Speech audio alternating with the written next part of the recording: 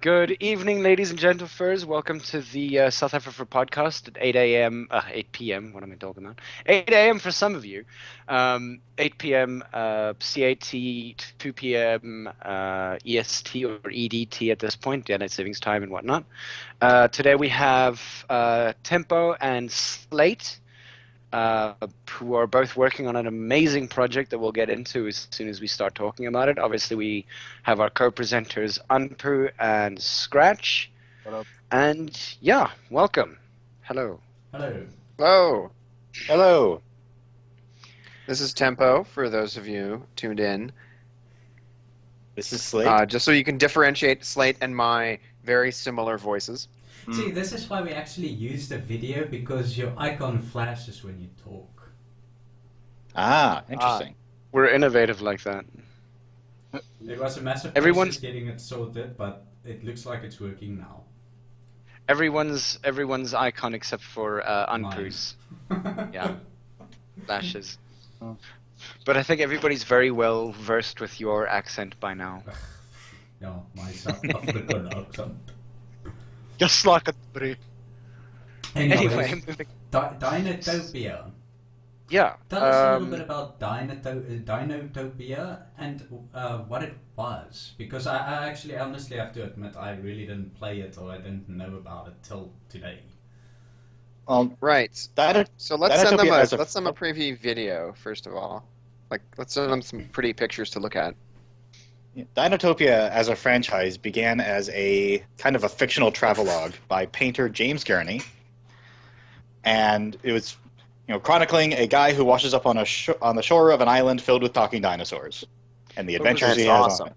That was back Yeah. in sort of like 1800s, 1600s, times where ships were constantly capsized by storms. Right, and so it is mostly a vehicle for his amazing watercolor paintings with a really bare bones story kind of stitching them together. But they really struck a chord, and they were big for a while, and it eventually led to a really bad movie, and then a really bad TV series, and a really, really bad animated film. It reminds me But- that it was a TV series, not that series Dinosaurs. No. Can you remember? No, that TV was- series? Because that was actually funny. No, see, the dinosaurs in Dinotopia talk, but they are not anthro. They are not. They are actual dinosaurs who just happen to be able to speak. Not the mama. All right. Yes, they're that able is to speak. that is a different franchise. So they obviously evolved there independently from the world. Is that the premise No, for right. the game? It is. It's deliberately vague. Something about them being in caves and magic rocks. Yeah, okay. So the premise is that they are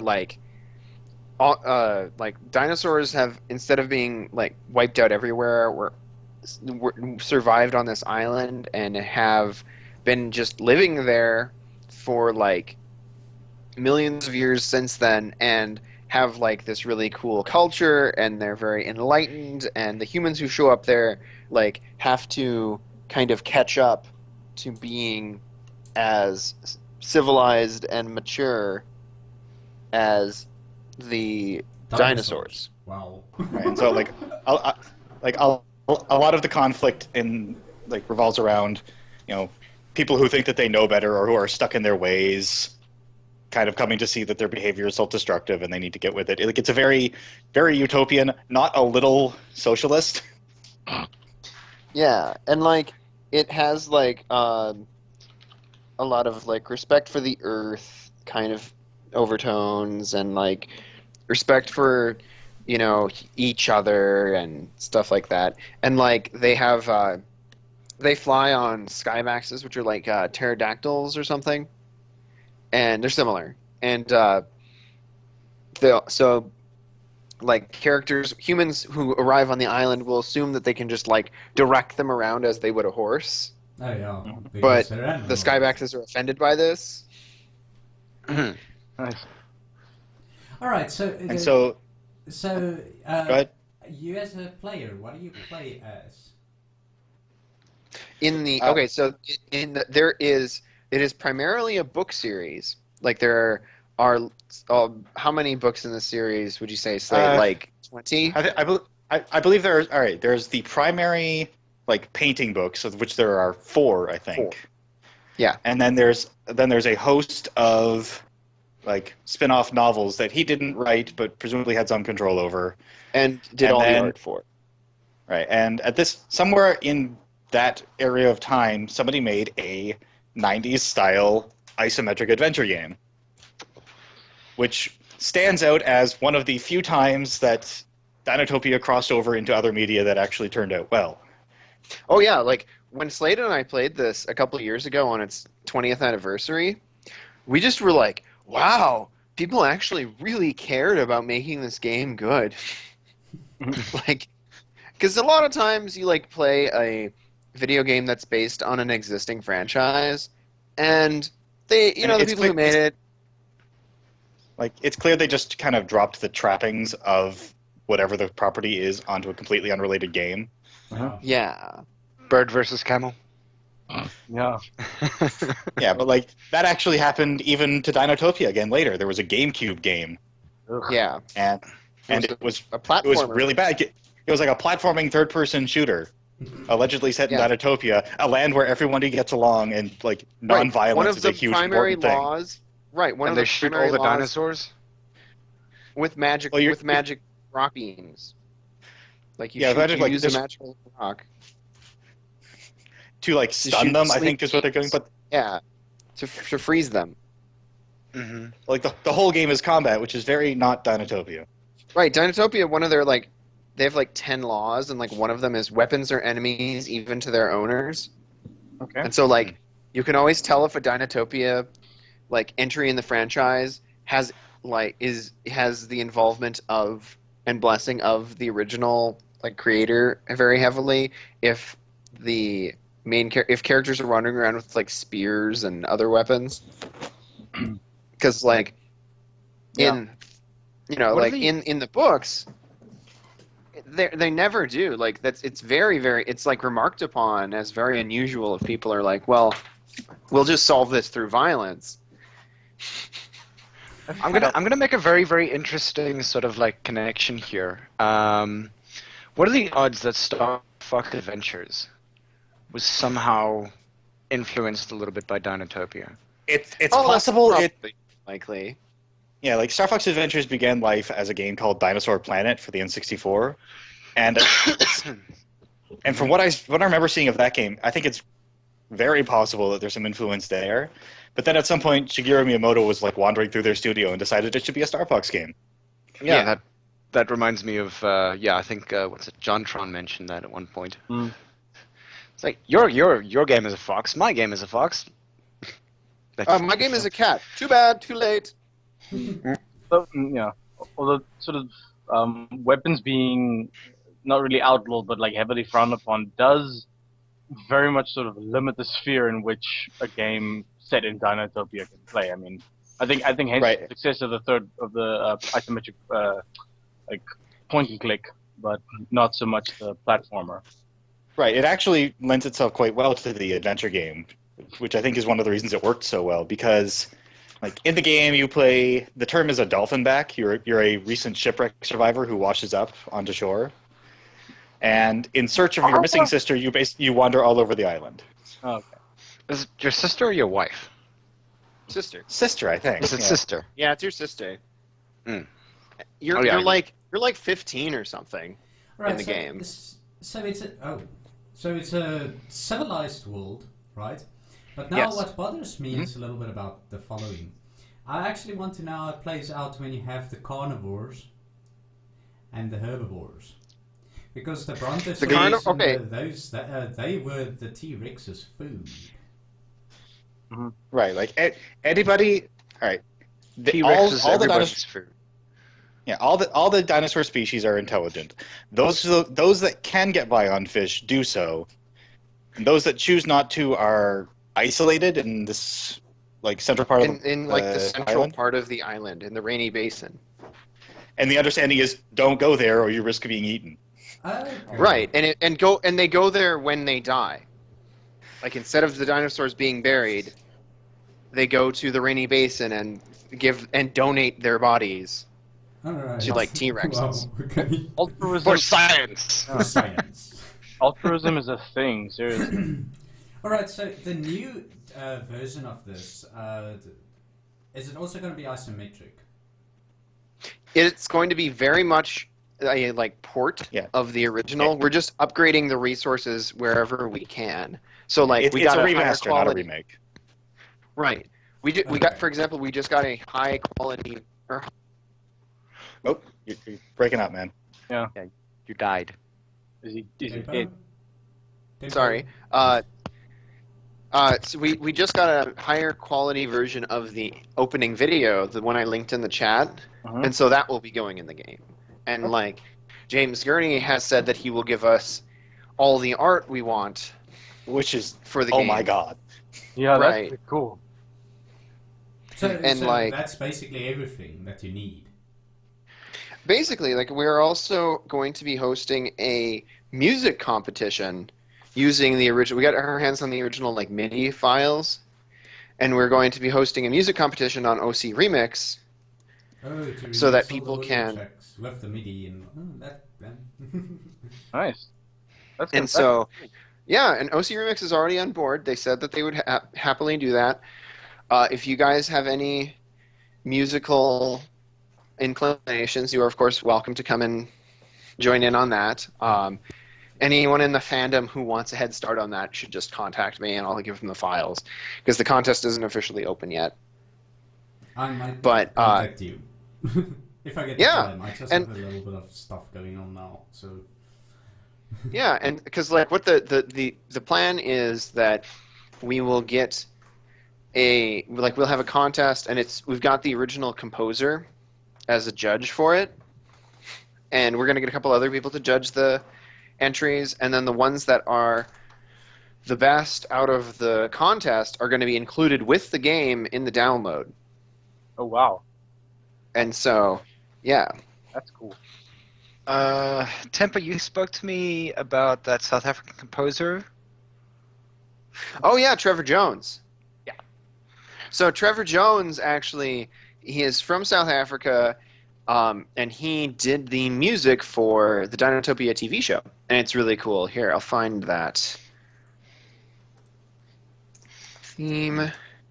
But yeah, he's done like music for Labyrinth and Dark Crystal and Last of the Mohicans. Quite prolific then. Oh. Sounds Yeah, it's been a busy 20 years for a lot of the people involved in this project. It's been interesting to catch up with them. Huh. Here's his music. 1 second. Trying to get back to the window. There we go. Yeah, he's quite good at it. Like, he's really good. And it was really cool they got him. I sent an email. I don't know if he will ever get back to me. It's always kind of a crapshoot whether or not. But so basically the game, is going to be remastered. Like that's what Night Dive Studios does. Is they take games and they remaster everything, and they re-release them for modern computers. And then, let's see, they will be also including things like the strategy guide and the manual and the card game that came with it and the soundtrack and like probably wallpaper packs or something like of high-res art. And then it'll be on like Steam and good old games and places like that. Did somebody just start a Wow. washing machine? What's going on? That's untrue. There's feedback on your mic or something. Okay, is it very bad? Yeah. Yeah. It like Okay, it boosts the level when There, you went away. Just lean Yeah. forward. just Yeah. you remember to speak periodically so your I'm mic doesn't almost start picking up the background. against the Or just grunt microphone. even. So anyway, how this went down though was fairly interesting. Like how this all came together was, and Slate's already laughing. Because this is not how it's supposed to go. Slate and I, it started when I think the earliest point in this was like I had met James Gurney at Anthrocon 2010 when he was the guest of honor. And Blotch and I came up and we fangirled all over him because, on average that group is female. And so we just, oh my gosh, we love your stuff and da da da da. And he was very, very nice. And meanwhile, I was also at that Anthrocon, but Tempo and I hadn't met yet, and I didn't even have the guts to approach him. Oh yeah, so it's important to know for this story that I actually don't have much of a capacity for shame, and so this has been pivotal in my career. So anyway, then Slate and I, on the 20th anniversary of this game, we're let's play the game. Let's see what happens. Let's try it. I've never beaten it. Let's see what it's about. So we play it, and we're oh wow, this is actually pretty cool. That's awesome. Right, because early in our partnership, Tempo and I discovered that we were for a while. I suspected that Tempo and I were actually the exact same person, and that one of us was Tyler Durden. Because we had an awful lot of similar interests, and Dinotopia was one of them. So when the 20th year anniversary of this game came out, I didn't even know it existed. But Tempo, I think you'd played it back in the day. Yeah, I bought it as a kid. I bought it. So yeah, which is the only reason. Yeah. So we loaded it up on Skype, I think, and DOSBox. Yeah, DOSBox, and over Skype and playing it together. And it was clearly somebody cared a lot putting this game together. It was pretty, it was atmospheric. It had lots of cool little touches. At one point, you're going through the area where, the nursery for the new eggs on the island, and there's a panicky, expectant father dinosaur running around outside. Aww. It adds nothing. You can't talk to him. Every time you get close to him, he just starts babbling. Right. Huh. You can't calm him down or anything. He just is it's not a quest. He's just there. Yeah, but that's world building. That's just sort of putting more the little details and the love put into the game like that makes it all the more exciting or makes it all the more real. Right. Yeah, and people there was full costumes and sets made. The guy who did the they brought in a guy who did animatronic puppets. The puppets all sing and talk and dance and get covered in gross things and whatever. It's all very exciting. So anyway, sorry. Anyway, it's like a furry convention. And so what happened though is Slate and I play it and we're oh, that was really cool. And we didn't really think much of it. We're oh, it's kind of too bad that it's not out for modern computers. You had to play it through DOSBox, and I only got it because I had a CD of it from when I was 9. And I was oh yeah, and I only beat it because I had the strategy guide that I bought with it. And I'm a mission to get and or just finish, I suppose. Yeah, and so I was wow, it's really too bad this really cool game is so inaccessible. And so when we were done, I tweeted at the guy John Waters, who did the strategy guide, and I was oh yeah, just beat this. Thanks for writing the strategy guide. And he's oh, I remember that. That's really cool. No one really talks to me about that. And so then a couple years later, I noticed this company, Night Dive Studios, is releasing other games by Dreamers Guild, which is the old developer. Yeah. And among other things, these are the guys who put out System Shock 2. Yeah, for they the don't mess new around. consoles. They're good. My little sister is very excited because they put out the entire Pajama Sam collection. I have no idea what which is a point and click adventure for ages 6 and up. Okay. Anyway, she played those as a kid. I was playing Dinotopia and she was playing Pajama Sam. So anyway, the Pajama Sam is the protagonist is a kid who when his parents tell him to go to bed, he takes his blanket and makes it into a cape and goes out and adventures in the world. And wait, it's is cute. that the one where you're running around with a slingshot? I'm sure you do at some point. Like this, Okay. and then there's like everything talk. Anyway, whatever. Dinotopia. So I noticed that this other company is re-releasing these games, and I go, oh, that's interesting. And I'm like, well, it's kind of too bad that they don't like have that. It doesn't look like on their website like they have any Dinotopia stuff coming up. I'm like, huh.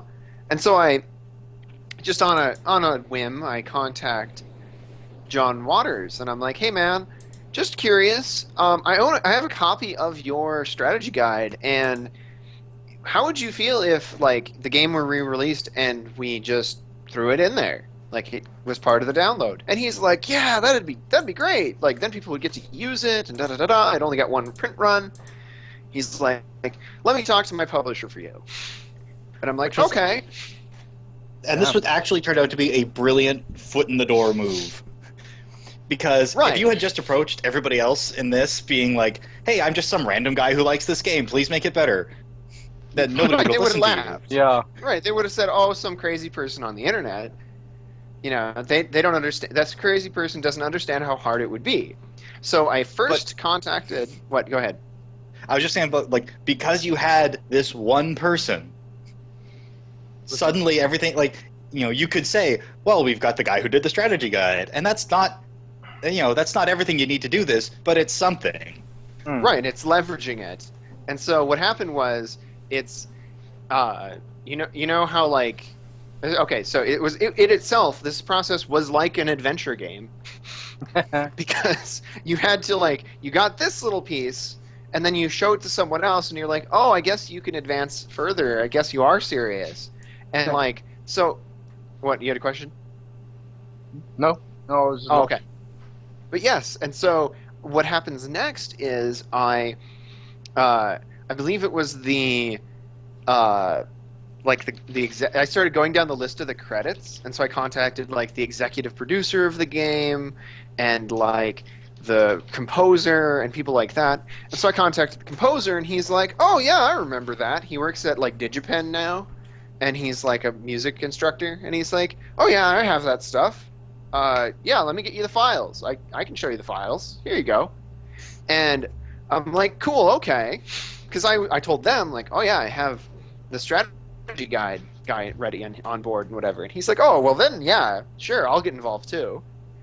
And then I show these to the executive producer of the game, and he's like, oh man, I loved that, working on that game. That was one of my favorite games I ever directed. Here, let me get you some resources. I have a bunch of the original props that were in the game. I have a bunch of like, my son invented the card game when he was like 13. Let me get you here. I'll mail you the card game, the original, so you can scan that, and then you can have that in the game. And then, because in the current version of the game, it's all like low res. Oh yeah, like shitty illegible. Optimized for 1994. So like all the movie files are all really grainy. Or sound is bad. 480p and those resolutions. Yeah, and so I have this stuff, and then I go, was it James Gurney I went to next, or was it Night Dive? I think so, but like, just try to imagine this from my point of view, where I'm talking to Tempo after work most days, and every time I talk to him, he's further down this road to madness, where he's contacting people he has no business talking to, and nobody's telling him to shut up. Right, and no one really ever questioned it. I have never had anyone question why I am involved in this entire process to this day. I have had no one ask. Literally, aside from the fact that you own the strategy guide in the game. Yeah, that was like, you own the strategy guide and you like the game, and that was pretty much all your criteria for being involved. Well, and like, yeah, and like when I talked to, it was James Gurney next, right? And so I talked to him, and I go, hey, and I looked up his like agent, and I was like, I emailed him, and I go, hey, I've got this and this and this, and I happen to know that this place is releasing things or like games in this with the same engine, and I think that and I have a copy of the game, so that's literally all we would need. We have literally everything we would strictly need to make the game again available. You would make.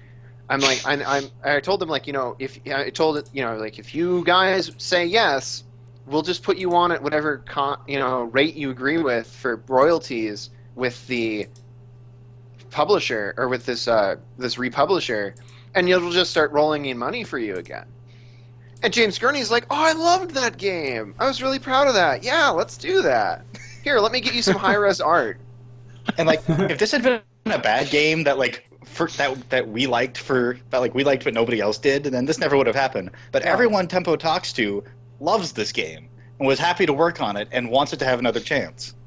Yeah. Right, because what happened was the publisher of it and the developer of it, so Turner Interactive and Dreamweaver's studio Dreamers Guild, that's what it was. Dreamers Guild studio were like, they both went out of business almost immediately after. Like Turner Interactive got folded back into Turner, and Dreamers Guild like disbanded shortly thereafter. And so the game never got more than one run. So there are like, 10,000 copies of the CD in the world in 1994, and like 1,000 now. Right. But because this is a license thing, eventually everything just reverts back to James Gurney. Right. It was in his contract. And so 20 years later, I talked to the legal guy at Dreamers Guild, and he's like, or one of the legal guys, and he's like, oh yeah, all of our contracts just said that after like 15 years, all rights revert back to the original owner. And I'm like, well, that's interesting. Even for the content you developed? And he's like, oh yeah. And he's like, no one's going to contest it anyway because the company doesn't exist. And so and so James Gurney has said yes. He's like, oh yeah, like, what I'm in touch with, because he was like, I remember you. You were that weird cowboy I talked to with those two ladies who had really good art. And I'm like, yeah, awesome. I occupy one neuron in James Gurney's brain. And be proud of it. That was enough of a foot in the door to get this thing off the ground. Yeah. Right, so then the best part was contacting the game developer, who I had not said anything to ever in my life. And so I emailed them. I think that might have actually been my idea. Like, I think I might have pointed out you needed to talk to the people you planned on doing all this work, like, at some point. Yeah. And so I contact Night Dive, and I'm like, oh, hey, I have the strategy guide and the game content and permission from the author and a whole bunch of and all the scans we want of the actual paintings and the card game and the music and all this other stuff.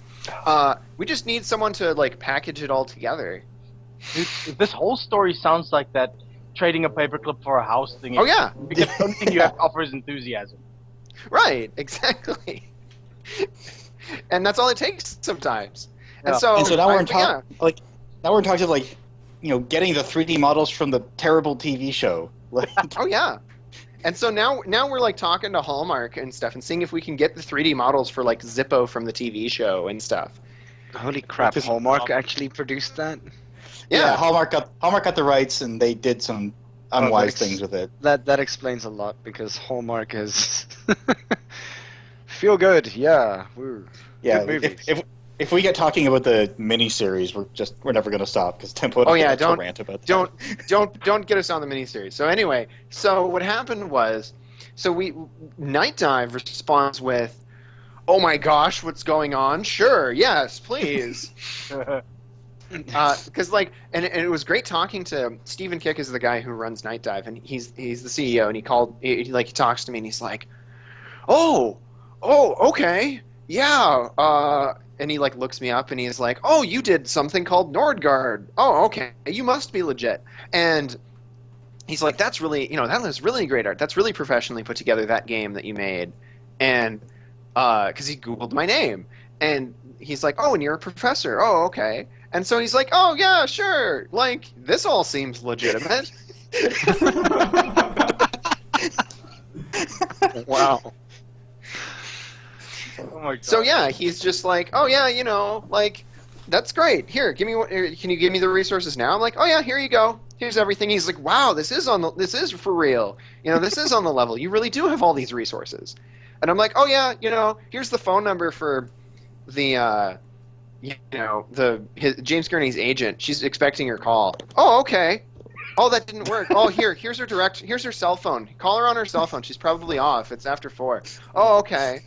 And like, it's good. Oh my god. Like you do, of course. It's like this, And this it's this like a took you Rube how long? Goldberg machine. Yeah, Rube Goldberg. Yeah, definitely. All right, and this is over the course. By the way, this entire stretch is over the course of like a week and a half. Oh. So Slate was coming home like every day, and I'd be like, yeah. And I'm a little stressed out because we've got a novel we're supposed to be finishing. Right. And I'm just like, messing around, doing this stuff. And so now, like, I'm doing things like, now that I'm officially assistant producer, I'm like doing things like, one of the guys who worked on the music in the miniseries owns a bar in LA. And so I just called his bar and was like, hey, can I talk to Jeremy Rood? Oh, yeah, 1 sec. Oh, it turns out his wife's having a baby. He'll be back, like, in a week or two, to run the bar. Oh, okay, just tell him it's about Dinotopia. Oh, really? Oh, okay. What? And so eventually I just stopped trying to fight the madness and ask if I can get a job out of this, and I do now. Right. And so I was like, Slade, come on. Hop on board this crazy contraption. We're riding it as far as it goes. My god, you people. Wow. This is It's like, what's it powered by? Bullshit. All right. Yeah, bullshit and enthusiasm. it's great. Oh my word. It is working for them, so... Yeah, of course. I mean, I'm definitely not knocking your method. It's getting results, but I mean, sheesh. That's great. I mean, literally everything lined up. There was 0 obstacles for something that is this big and this ambitious and this like blast from the past IP that apparently a very small group of people loved. And Well, because like everyone involved with it loved it, and they all wanted to see it done, but none of them had the right to do it. And for everybody else on Earth, that was an obstacle. yeah, for you it was just sort of wouldn't hurt asking. Right, well, because what was I going to lose? Yeah, Like, 0. I have nothing. I have put out a card game, and I'm putting out books.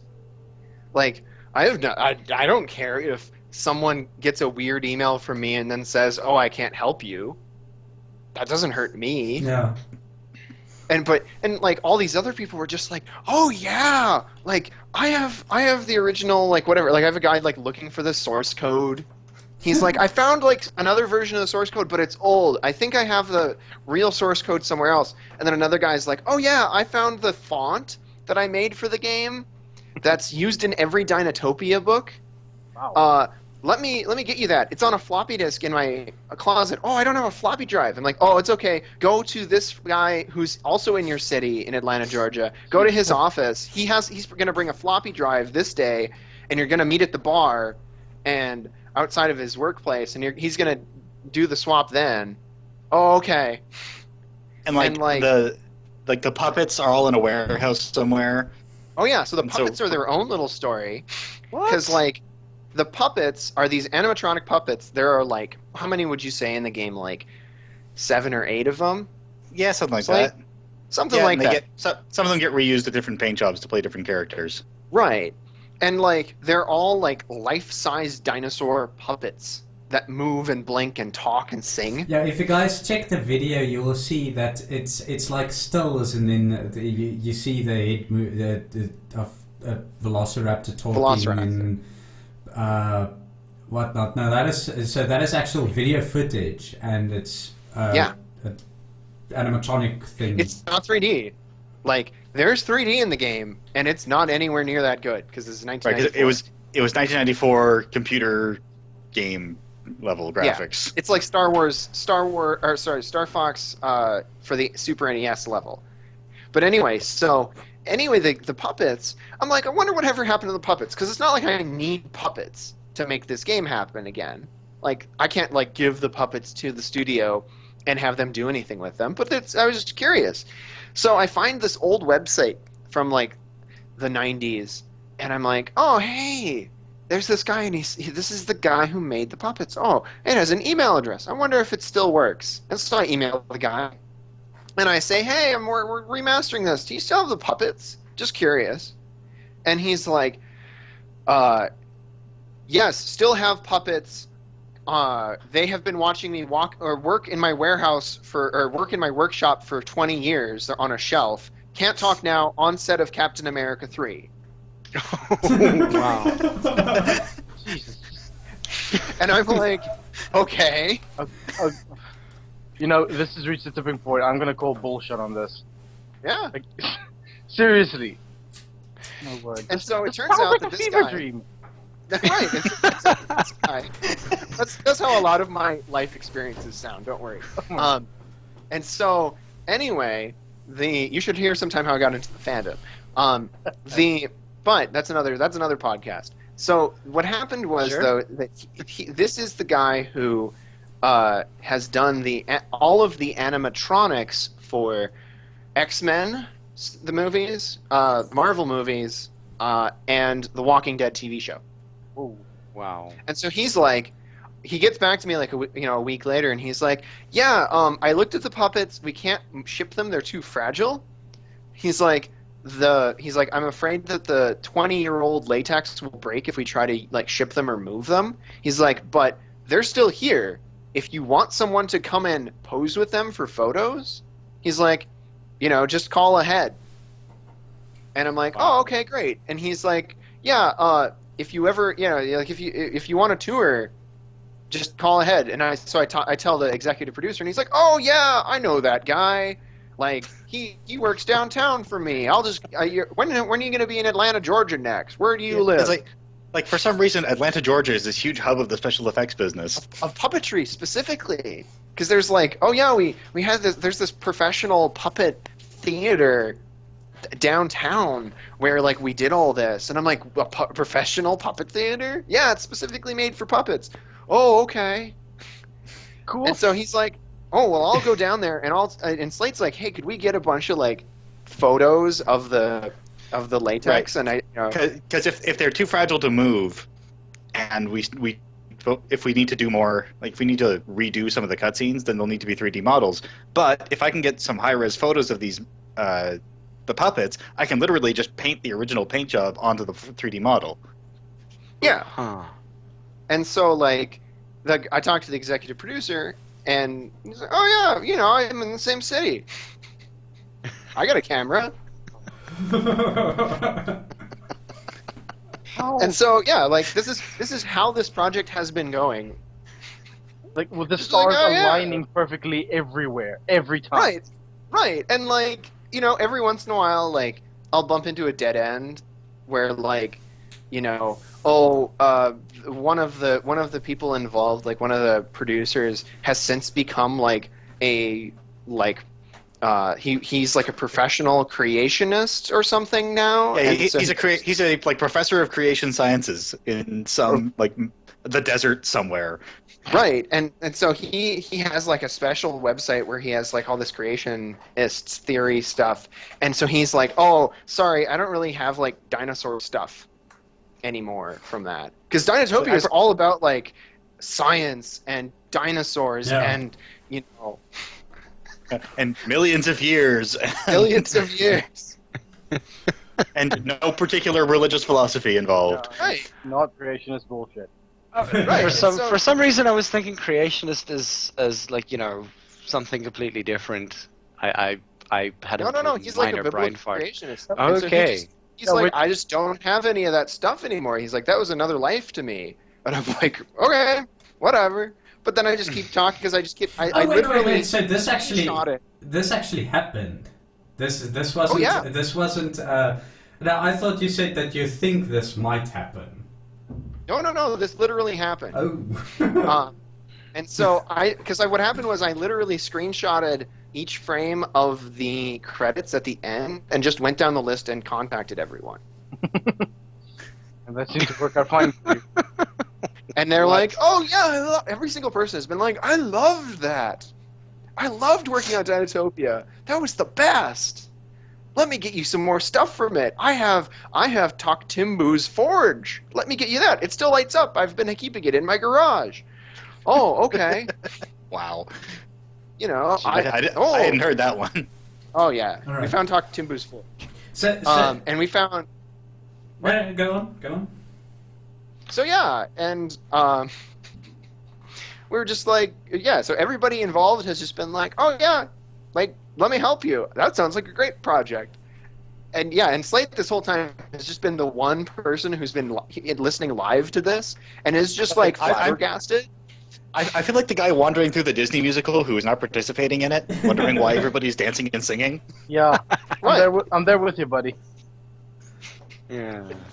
Wow. It's like Because I'm a fairly friendly guy, but I'm also quite introverted, and so it never would have occurred to me to even begin this process. well, and you know, you're also in the business. Right. Like there are hierarchies.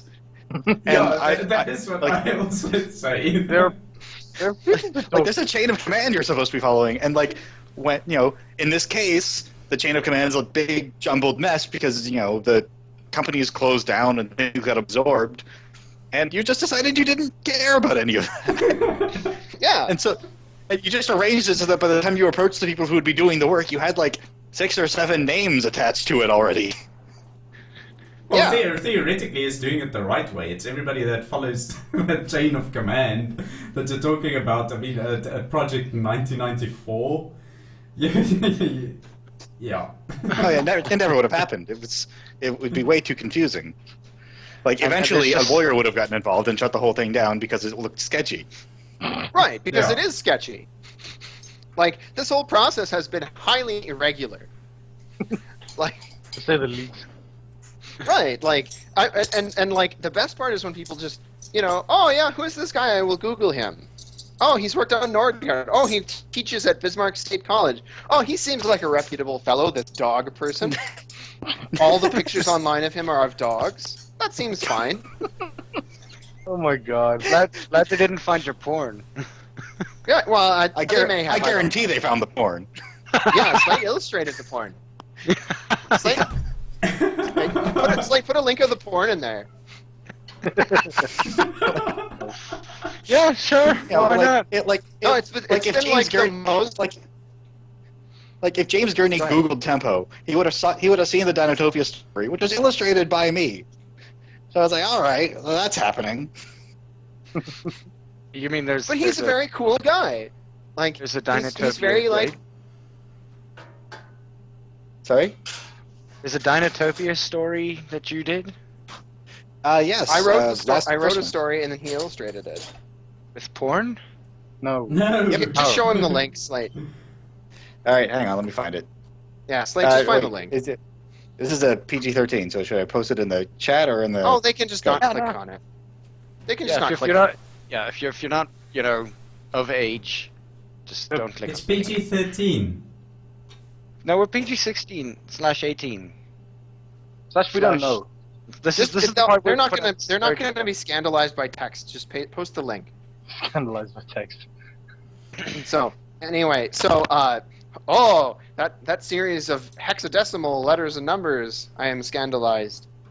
Mommy, Daddy, tell me what is going on. What is that dinosaur doing? It is too late, mother. I've seen everything. I have seen everything. I am now a furry. Oh wow, it is amazing. So left, down. No, sorry, right, down, left, up, right, up. That is the Dinotopian language, which is Yeah, just it's all footprints. Oh. it's a straight up cipher for English, but it's all in footprints. I thought that was like a Right. cheat code. that really And looks so- like a cheat code. Yeah, and like the but anyway, like James Gurney may or may not have. Hello. Hello. Hello. You died again. Tempo. Oh no. Sorry, Oh, I'm leaving the kitchen. I'm sorry. That's fine. My headset doesn't work when I wander away. But I guarantee you that someone on this project has probably come across this and been like, "That's interesting," and then apparently decided it was fine. That just demonstrates his enthusiasm. Or lack of a fuck. Yeah, and like, well, they already knew about that.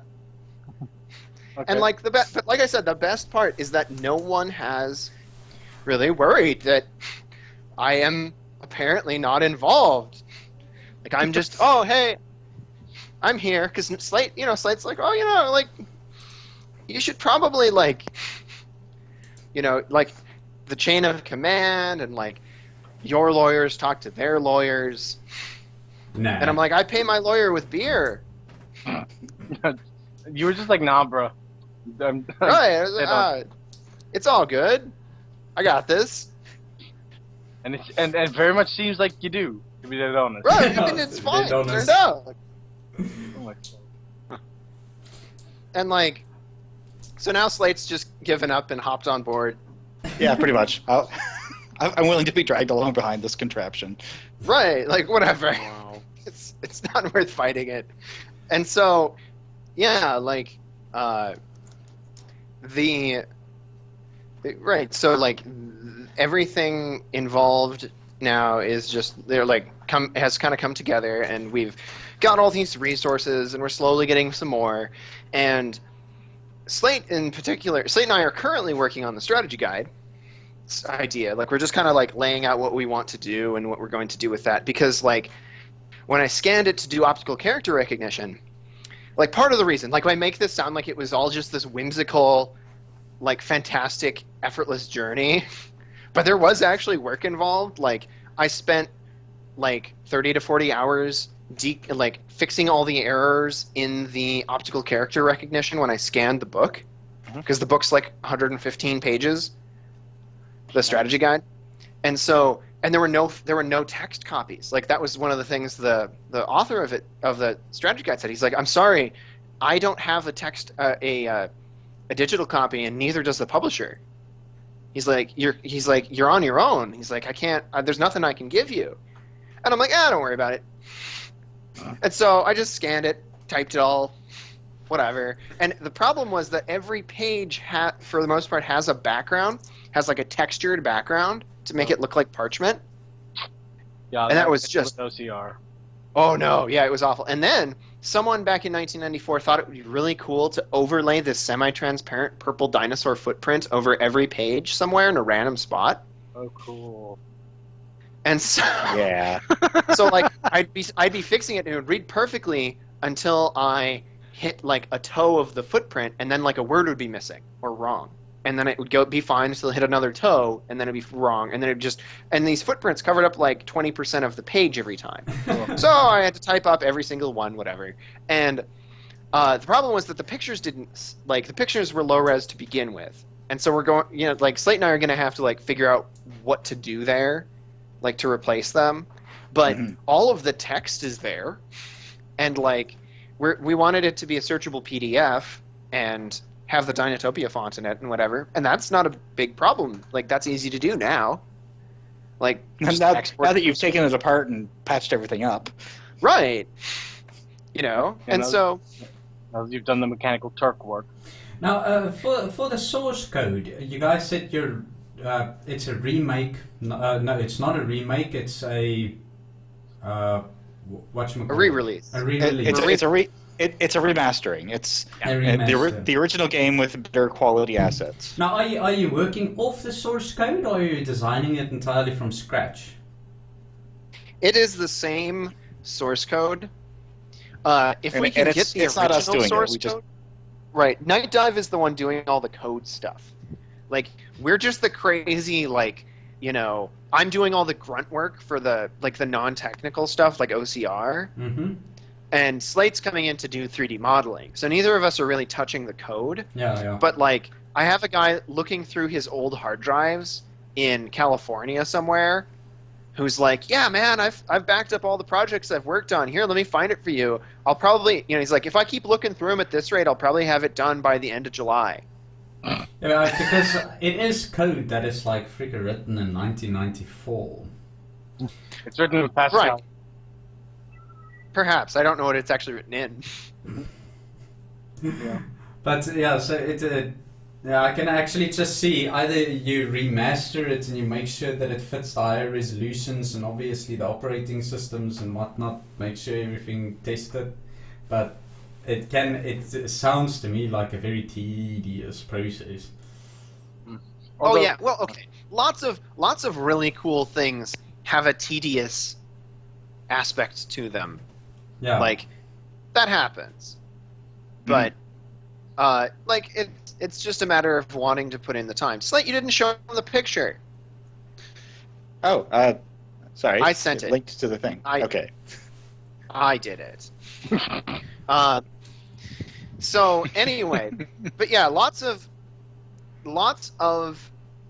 really cool projects require a lot of investing, boring, monotonous work that you just have to put in.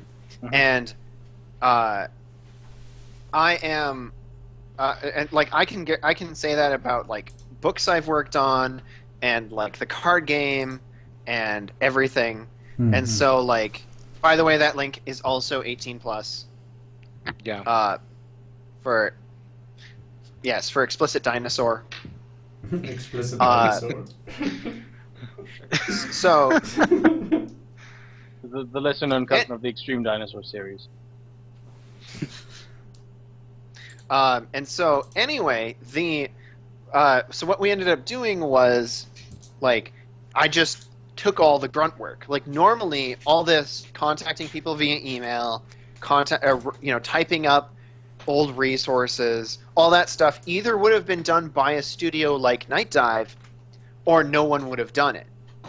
Like, Night Dive said to me, like, we can't afford to pay one of our staffers, a week and a half of sitting there retyping stuff. Mm.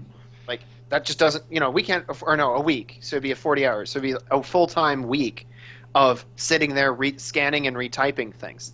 He's like, that's just not something we can afford to do as a company because we're small. I think they only have like 7 employees or something like that. And he's like, we just don't have the resources to do that. And so he's like, if we release this game without your crazy intervention, he's like, we would have just taken it, stuck it in a port, stuck it in a wrapper that ports it, and just released it. But because I'm like, oh, hey, I don't care. Like, I was just enthusiastic about it, and so I just came in and, let's do it all. Whatever. Because it just took time. And so, yeah, it's been a really, really cool experience. Like, Slate and I have both, like, loved Dinotopia since we were kids. Apparently. And so we were just like, oh, man, let's do this. This is great. Like, we have strong opinions about, like, the TV miniseries. Let's give ourselves, like, 2 minutes of talking about the TV miniseries, Slate. All right. It's not very good. Let's get that out of the way. It's very pretty. I can sympathize with the writers in that the setting of Dinotopia makes conflict a little difficult. And so when you're trying to write some kind of like big grand story, it's a very stable society. It doesn't really lend itself to that. But the way that they went about like trying to make it more interesting just poked it full of holes and let it bleed to death. Right, it was awful. Like they had so in this millions of year old Dinotopian, like ultra peaceful, ultra enlightened society where everyone is a philosopher, they're like, oh yeah, and some of the humans just have crossbows and hunt dinosaurs for some reason. Oh, why do they do that? Why do they let them do that? What's going on? Drama they're is the bad difficult guys. without conflict. Yeah, and they what else happened? They hired like And like yeah. Like they did the whole like they moved the setting of the story to modern day, which immediately raises the question of why nobody knows where this island is, because for some reason you never question that when it's set in like 1700.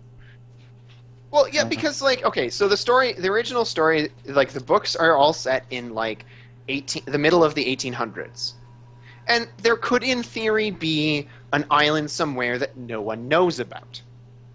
Because we don't have satellites. Yeah, in that day and age. Yeah, like, there could be an island somewhere. Who knows?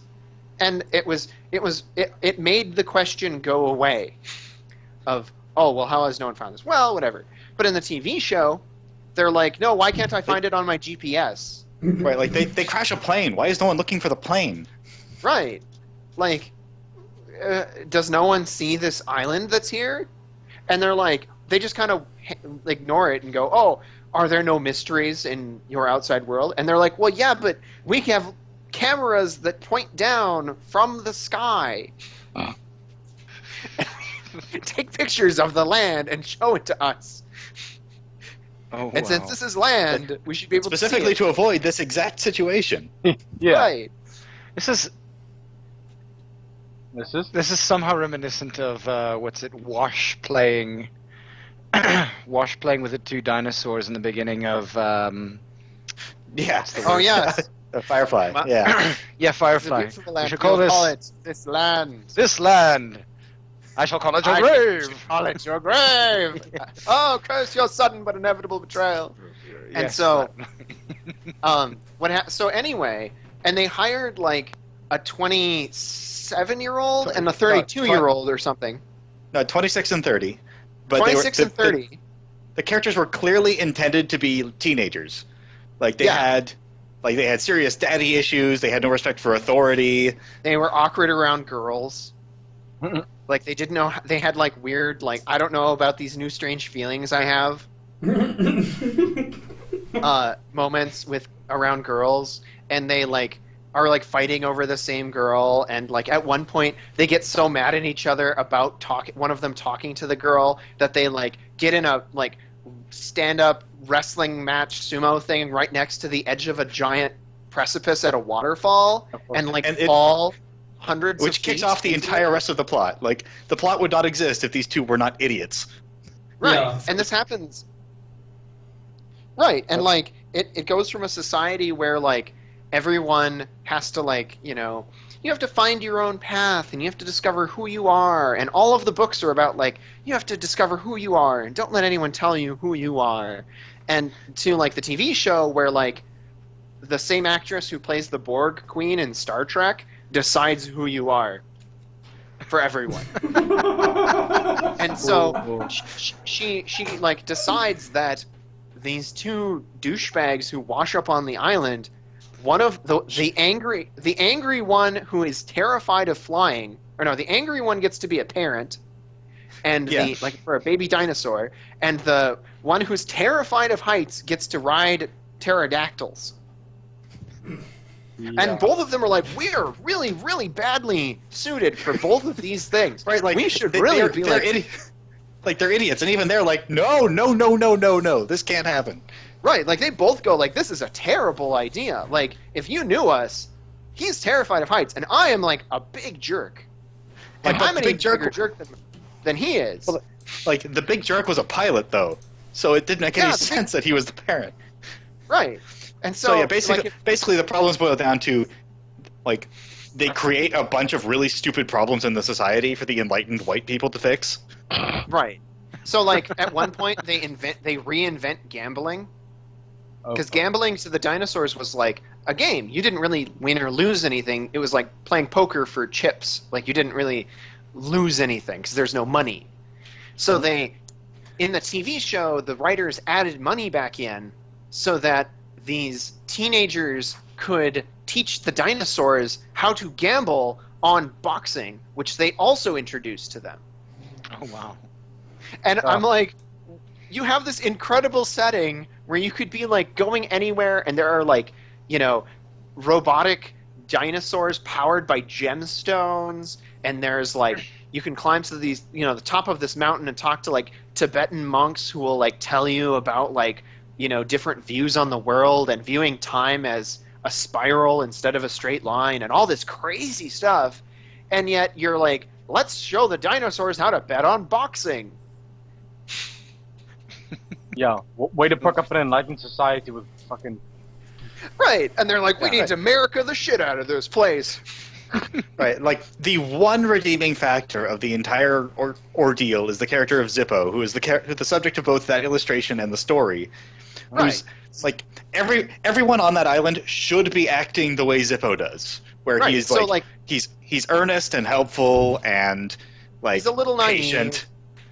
naive. Right. He's perhaps a little naive about the ways of outsiders, but he's very, very nice, and he is completely like self-actualized. Like he is completely what he wants to be, and like he's like, oh, I would love to go on an adventure. Let's go on an adventure. Oh, adventures are messy.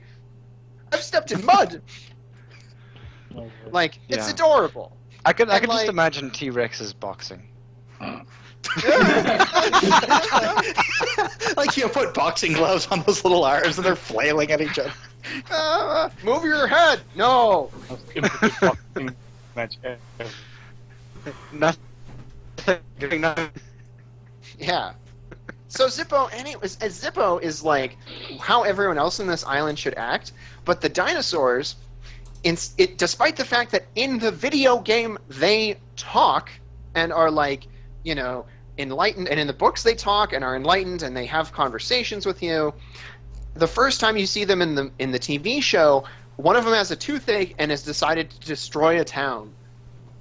And is not called out on this behavior. And no one ever like reprimands him or anything. And luckily, the princess of the island, she casts a magic spell on him, and then does some on-the-spot dentistry, and that cures everything. And I'm like, there was no magic or princesses. And by princess we mean the daughter of the mayor, which is like an inherited position. Yeah, like in the books, there's like a council of like habitat partners who are like a dinosaur and a human from each area, and they like talk about like issues that are not like things come up a lot in Dinotopia, but like they'll like meet and talk about like how to grow the right medicinal plants and things. And like there's no real like, I'm sure there's a mayor of Waterfall City, but it doesn't really matter. But this guy, it's basically the king. Show, yeah, like the mayor of this one city is basically the king of the island, and none dare oppose him. Right. And like it's completely backwards because like in the books it doesn't really matter. Like there's not really that much of a government because the island is small. There are not that many people, and everyone there is pretty relaxed.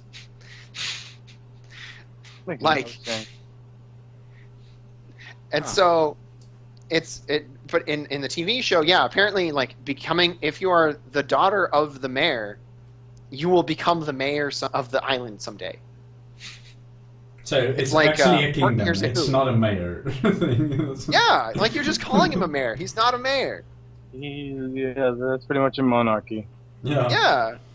And so anyway, and like the guards on this, like in the books there are like traffic guides who like direct you where to go, and they'll be like, "Oh, you're looking for this? Let me help you find that."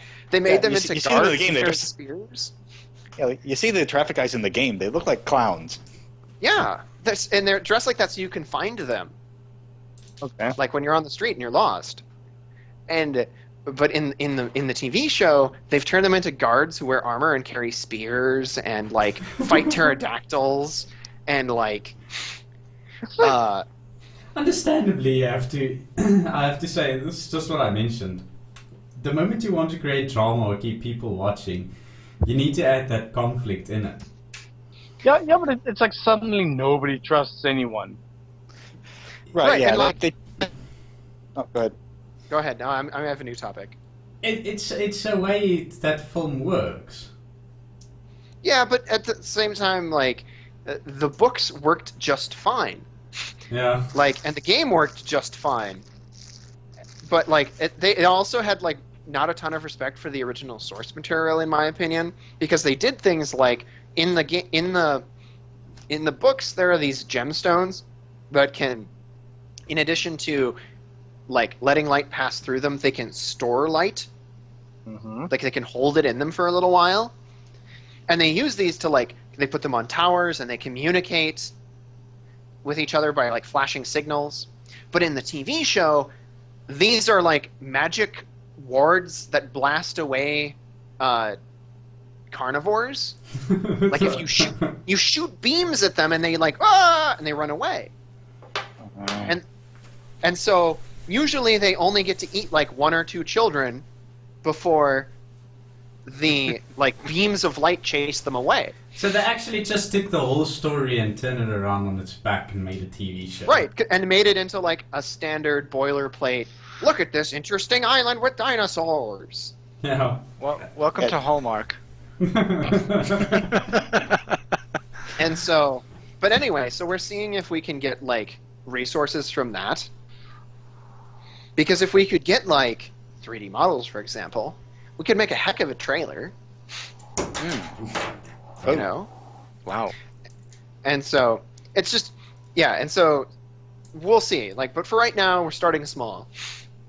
We want to just get the basics in, the strategy guide, the game itself, the music, stuff like that. You know, better video, better art. Yeah. Well, what about... Hello?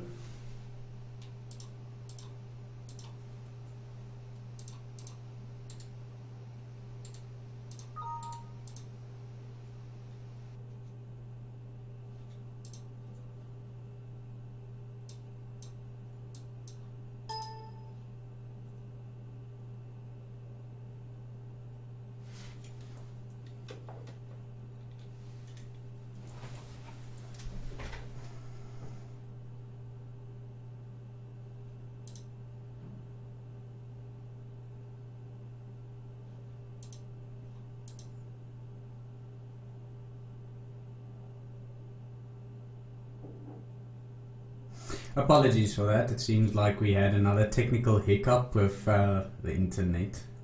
Just trying to get everybody back online again.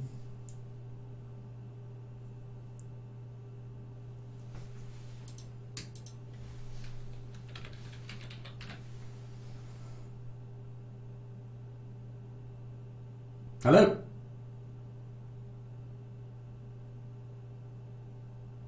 Is everybody here? Well, it says it online. You've got content about... Hello? Yes, can you hear me? Animals. We can. Yes. Yeah. There you go. Sorry, we just... my internet dropped for a second, so... In,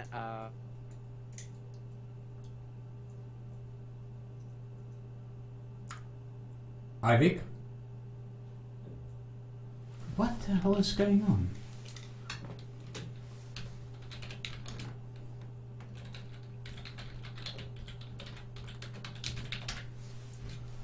Internet is fine.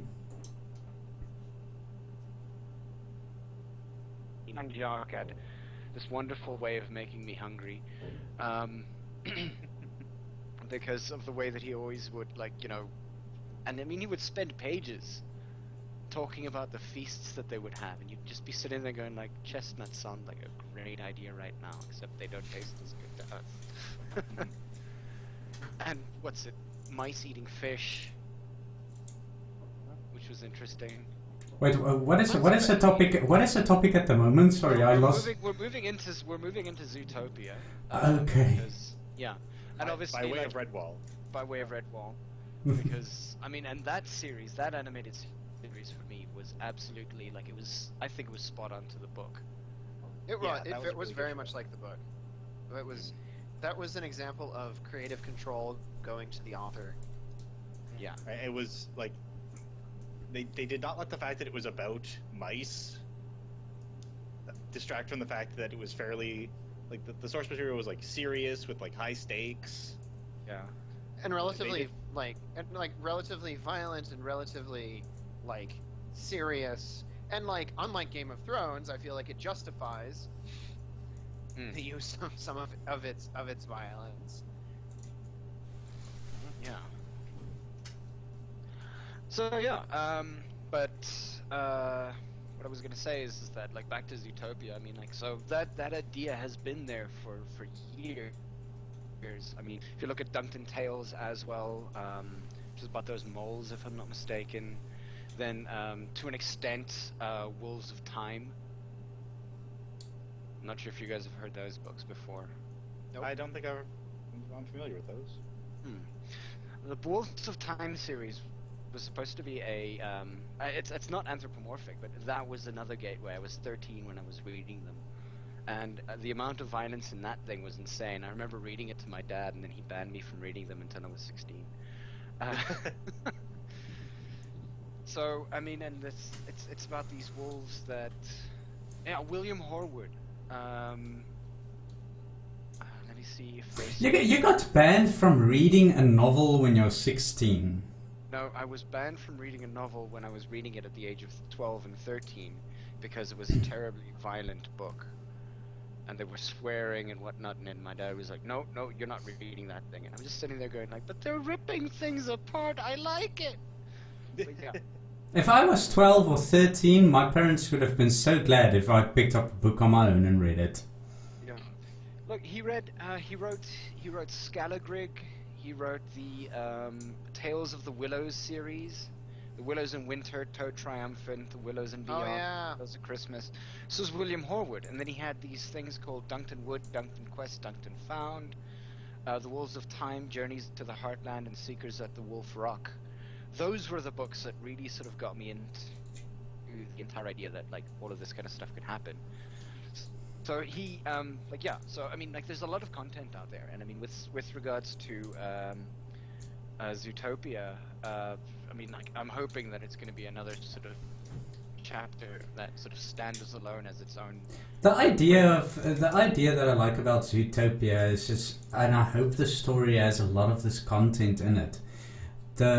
The way that we talked about, we even mentioned it on a podcast, I can't remember with who we talked to, was literally a society consisting out of these anthropomorphic characters. Yeah. How can you make it a funny story? And there is so much content to actually do that, or so much creativeness that you can actually use to do that. I mean, we mentioned some simple facts, like, let's say in a urinal, right? All the guys, all the canines would be like fire hydrants. Stupid things like that. You understand what I mean? Like create a world like that where you can actually have some creativeness to play around with. I mean, like who gets the spirit kind of jobs, like how do herbivores and carnivores get along, all that kind of cool jazz. Although the trailer, the stereotype was like a little bit strange around because of the fact that there's technology now. So the cop is the law enforcement was the bunny. But there was also that fat and the rhino. Yeah. Which, by the way, I don't think that there are any more rhinos with horns that long anymore. Although they have synthetic ones now, so maybe it's a false one. You know, like those fake fingernails you can put on over the tops of your fingernails. Girl, like a horn, dude. If they do have cars in there, I can just imagine them just using rhinos as roadblocks. Do you you guys remember Chicken Little? Mm-hmm. Yeah. Yes. That's another movie that did a lot of stuff along those lines. Where, Yeah. You know, there's a fish driving around in a fishbowl car. Yeah. But it depends. It depends on how good they actually pull this one off. It might be something that is really interesting to watch, but you can't judge a movie before you've actually seen it. My biggest fear is that it's gonna be complete rubbish. The speculation, the speculation surrounding Zootopia so far, I think, might on a bit. Like, people are trying to derive the entire plot and everything, and like I've seen people starting to get offended. Offended? Like, by this trailer, but based on assumptions they're making. Yeah, like, gonna be for they're stealing from the furry fandom was my favorite one. I'm like, guys, What? Stealing from the furry fandom. What? Like, if I didn't have it on, I guess, Tempo's authority that the director was active in the fandom. Okay. I would. So here is So Like, the guy who directed it is also the guy who directed Bolt. Bolt has a Fun Day Pawpets character, like, confirmed canon in it. what character? I'm sorry. Fun Day Pawpets. It's like a puppet show that happens at every furry convention. And yeah. people hosting it. Okay. Yeah, and Mr. Carrot from it is in Bolt is from Pawpets. Okay. Huh. And like Byron Howard has confirmed to a friend of mine via email that that's what that is. He's like, it's a shout out. And that's so, like without that connection, without that connection, I would be perfectly willing to accept that this movie was happening completely independent of the furry fandom. Yeah, well, it is happening completely. It is happening completely independent of the free fandom. They're not gonna market. They're not gonna go after niche targets, and I don't know why the people want them to.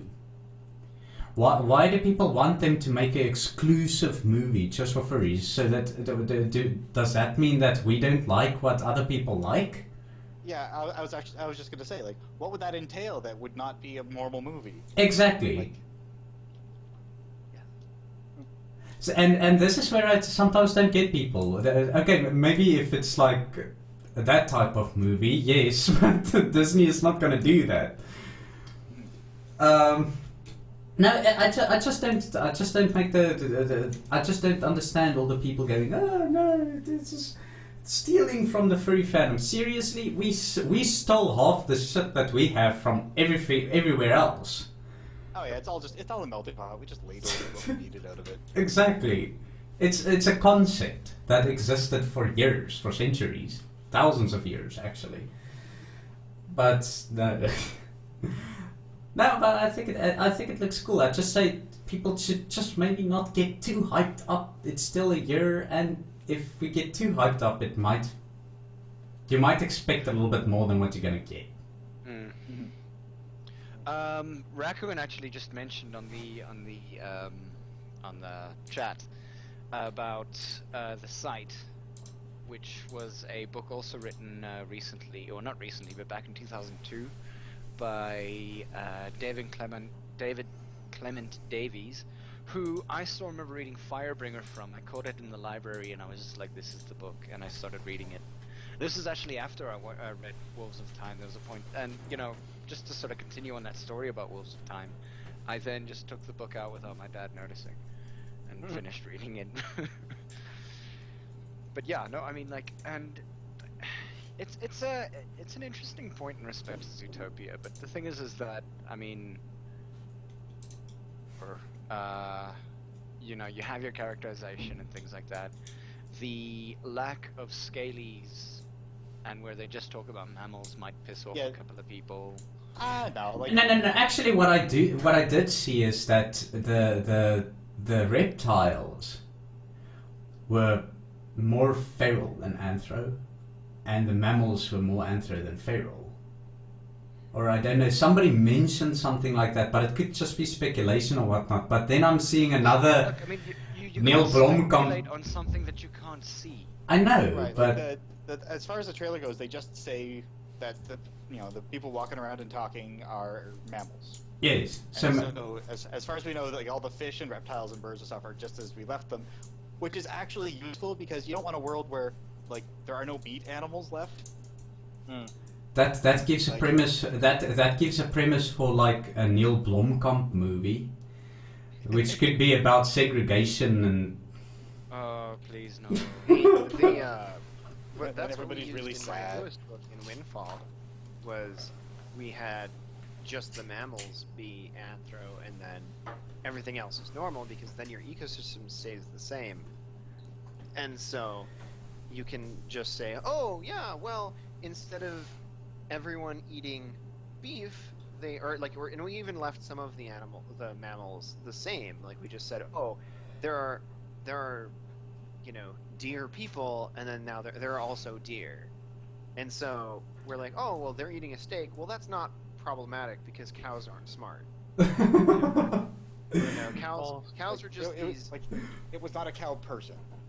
Right, it was not a cow person. From deers, why are there still deer? Well, they're gnus. Yeah. And there are chimps, and they are the deer. The deer in the wild are the chimps to chimps as the deer people in the cities are to us. Like they are an offshoot from way back before, and they're a related species, but they're not like. They don't really like they don't get a vote. They don't get like they aren't intelligent enough to like build their own civilizations. Can just They imagine are. that this just takes place in California, where everybody's vegan. That's true. I mean, what's it? The GNU is eating what seems to be a patch of kale, probably. Did you see? And then at the very end, eats the dart. It's the dart, yeah. Because it has green. Raccoon has a point there. If you create a story like that, you'll have to have that explanation in the story. Right, and Oh, then yeah. that really needs to be the focus of it, because Yeah. that's a big enough departure from our world that Yeah. you can't just gloss over it. Yeah. But if you just had it like, mammals are smart, and you just had like all of the other creatures are the same, your ecosystem stays pretty much the same. Yeah. Like, and you don't have to explain anything. You're just like, mammals are smart, so everyone goes around eating like chicken instead of beef, and like, fish and things and whatever, and it's all the same. And like, oh no, there's a beehive. Like, you don't have to worry about the bees being sentient Or unionized. or unionized. Right, In my D&D game, they unionized the kobolds. The players formed a union with the kobolds. Cobble. Sorry. Moving on. Candle wearers, local number 167. But I'm still excited for the movie nonetheless. I like movies like that. As a matter of fact, I hope they pull it off in a way that I would actually enjoy it. Because Right, like I'm going to be the one guy that's going to sit here and say, I'm not really that big of a Disney animation fan. And now everybody is going to go like, oh, no. But I am not. I dig the style that we've seen, and I like the character designs. I like the personalities that you can see in the characters we see, and I just want to make sure that we're not, like, I guess, writing the movie in our heads before we see it, and then Yes. getting disappointed Yeah. when it doesn't come out the way we wanted to. Right, and like, there are no like, we have like no plot, nothing to go on yet. I think we can just chill out Yeah. and wait for it. Yeah. But hopefully it's about the concept. Because the trailer gives that. The trailer gives Yeah, that. It's 2 or 3. Yeah, but I think we can. I think we can safely speculate that it's going to be about something about the social structure, because the trailer went to a lot of trouble to establish what it is now, Yeah. and then there will be some kind of problem with it that needs to be addressed. Because if it's just going to be like another Disney film with just like Chicken Little with cartoon animals or whatnot, why did they do that trailer? You understand what I mean? Right. Like why like go to such lengths to point out, like, to define anthropomorphic, to like say, to specify that mammals are the ones walking and talking around, to go into like to establish that the species don't all get along. Well, and all you're doing, and by doing that, you are cutting yourself off from cheap gags like the Chicken Little fish driving a fishbowl cart. But is this going to be the new Robin Hood for the next generation? Oh, I'm sure. We'll have to wait and see. Well, there's another movie coming out too as well. Leeward from our group sort of posted the link to it. The Secret Life of Pets. Ah, yes. Which also looks pretty interesting. So that's the more sort of I get this feeling that that's like the more feral version of the exact same thing. Well, and there's that one- that coming out, and then there's also the Ratchet and Clank movie, the Sly Yeah. Sly Cooper movie. Yeah. There's the new Pixar one, which we don't know anything about it, but the logo of it is a dinosaur overlaid on a human handprint. So I have seen the what's the word? Good dinosaur. Yeah, the trailer for that. That looks interesting. What if this happened? Right, and like- then it's literally just an asteroid going over the top of the world. Yeah, Right, and then what if- there's what if also you have- Kung Fu Panda 3. I am very, very not impressed with like Kung Fu Panda 3's sort of thing. What? That was good. like, all we Kung have Fu is Panda the 1 teaser. is good. Kung Fu Panda 2 is good. Kung Fu Panda 3, I'm on the fence about it. I generally am on the fence with most We've sequels. only seen a few seconds of it. I'm on the fence about most sequels all the time. I'm waiting for them to screw it up. Yeah, when it gets here at number 3, it's normally... Look, this is Jack Black that we're talking about, and the thing is that Jack Black has had some shocking movies. May I remind you, Gulliver's Travels. Yeah, but he's not writing this movie. Did he He's just write voice Gulliver's acting. Travels? I don't know. He may have. I mean, like, the thing is that he's, like, the integral part about it, so I'm assuming that he has some to all. I mean, yeah. I don't know, like, number 2 was impressive, but, I mean, like, I really don't know how they're gonna continue with, like, you know, driving the story with it. Kung Fu Panda 1 was absolutely freaking amazing. I loved it, it was awesome. Kung Fu Panda 2, not so much. Kung Fu Panda 3, I'll have to see. So, It's not something I'll go to the cinemas for. Ratchet and Clank should have been out this year. Yeah, Ratchet and Clank was announced years ago. Yeah. Same with the Sly Cooper. Well, they're I getting just there. want them to come out and be successful so I can get a Jack and Daxter movie. Because they're all Sony properties. Yeah. No, they're gonna have to release a Jack and Daxter game that people can actually beat. Although, yeah. Yeah. I think a lot of those movies will just come with sort of a pre-installed fan base, given that the fact that they're games already. So they're gonna do well, if not like fantastic, just well. What, like the Final Right. Fantasy movies? But yeah, like, I know The Final Fantasy movies were good though. yeah, I don't think you can base an entire movie on the audience from the Ratchet and Clank games. They need to have enough appeal to bring other people in. Fair enough. Yeah, what happens when they bring out Rayman? I think Rayman's will be like a big kid, and the fucking rabbits are gonna change them. Like, rabbits are gonna displace the minion. I can see Rayman as being a series. I don't know. I haven't played Rayman. Like a cartoon series. I didn't. Only growing up. I think there is a cartoon series for the rabbits. There was. Yeah, there was. But anyway, so Zootopia, I am excited. I think it will be great. And I think that I think it looks like the visual style is really cool. We have no idea what the plot is, but like, you know, I think it's got a good attitude. Like, it has interesting voiceover and stuff. I think it'll be fun. Yeah. There is a Rayman animated series. Oh well. Created Alright. created by Ubisoft. Ooh. All right. Canada, Origin, United Kingdom, and France. Okay. To be fair, Ubisoft. It has 4 episodes. Okay. Yeah, I'm not gonna throw my opinions in Ubisoft out there. That's gonna be like a conversation in and of itself. Anyway, so yeah, I think that it's going to be. I think it's going to be fun. I am hopeful about it. Me too. As long as Leeward mentioned in the post that some people are planning on watching this thing in fursuits, and I quickly just said something about that. If you're gonna enter into a cinema with a fursuit without having the cinema be okay with that, you're gonna get in serious trouble.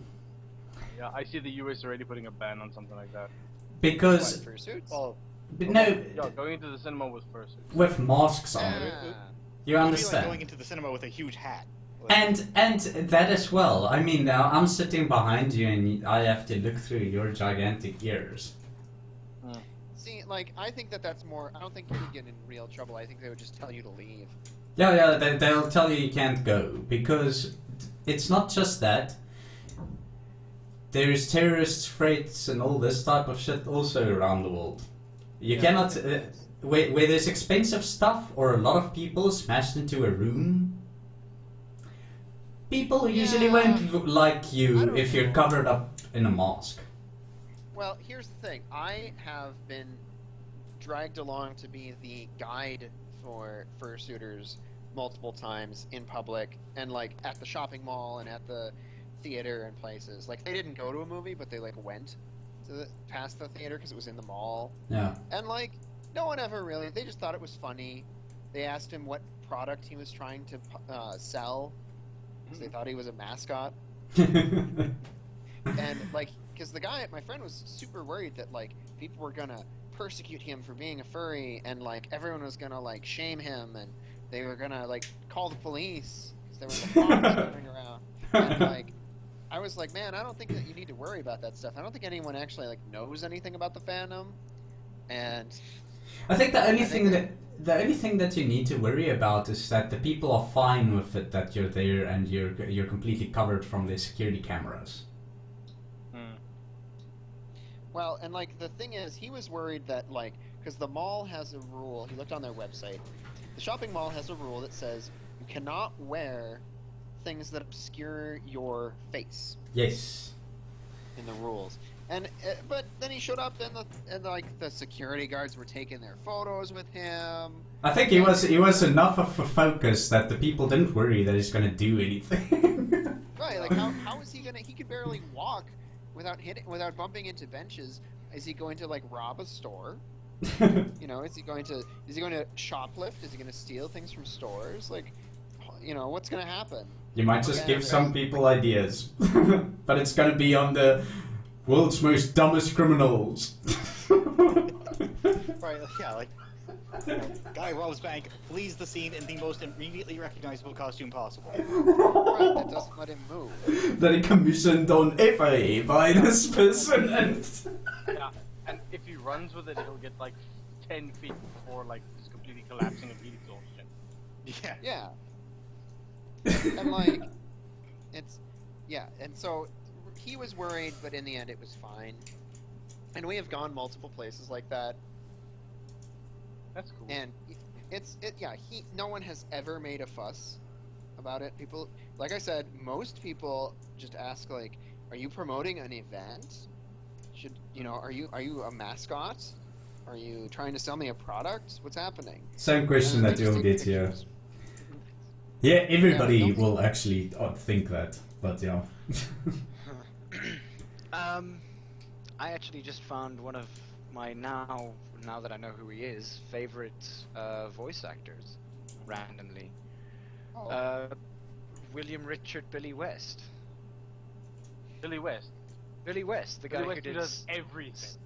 He does Stimpy, he did Ren, he did Pork Chop, Doug, Funny, he did Roger Clutch, A bunch of Philip J. He does Philip J. Fry, Farnsworth, Zoidberg, the works. Bugs Bunny, Elmer Fudd, Shaggy, Popeye, Woody Woodpecker. Wow.